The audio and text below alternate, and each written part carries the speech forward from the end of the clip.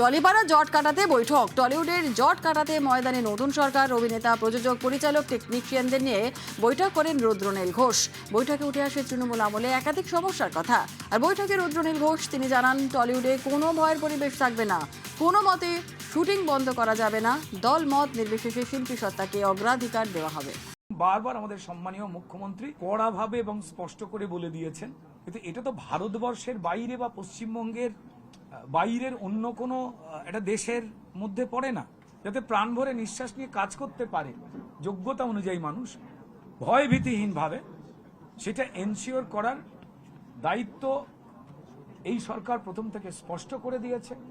Cinema ইন্ডাস্ট্রিটা তাদের হাতে থাকুক, সিনেমাটা যাদের রুজি রুটি, তিনি যদি রাজনীতি করেন বা তার যদি রাজনৈতিক রং থাকে বা তাদের আলাদা আলাদা রাজনৈতিক রং থাকতে পারে, বাট তাদের প্রাথমিক পরিচয়টা হওয়া দরকার তারা সিনেমা কর্মী, তারা সিনেমা শিল্পী, তারা সিনেমা শিল্পের সঙ্গে যুক্ত।